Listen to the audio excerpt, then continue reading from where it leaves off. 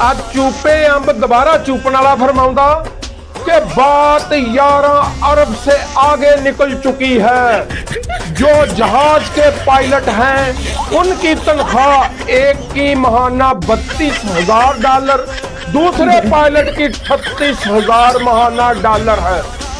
ਤਾਂ ਸਾਰਿਆ ਜਦੋਂ ਇਮਰਾਨ ਖਾਨ ਦਾ ਦੌਰ ਸੀਗਾ ਤੇ ਖਾਨ ਸਾਹਿਬ ਵਜ਼ੀਰ ਆਜ਼ਮ ਸੀਗੇ ਤੇ ਉਹਨਾਂ ਦੇ ਸਾਹਮਣੇ ਬਹਿ ਕੇ ਕਹਿ ਰਿਹਾ ਸੀ ਮੈਂ ਖਾਨ ਸਾਹਿਬ ਕਿਸਕਾ ਗਿਰੇਬਾਨ ਪਕੜੂ ਤੇ ਹੁਣ ਮਾਮੇ ਖਾਂ ਫੜ ਲਾ ਕਿਸੇ ਦਾ, ਜੇ ਨਹੀਂ ਫੜ ਹੁੰਦਾ ਤੇ ਦਿਆਲਾ ਜੇਲ੍ਹ ਜਾ ਕੇ ਦੁਬਾਰਾ ਉਹਦਾ ਫੜ ਲਾ ਘੁੱਟ ਕੇ ਗਿਰੇਬਾਨ। ਗਲਤ ਨਾ ਸਮਝਿਓ ਤੁਸੀਂ ਵੀ ਹੈ।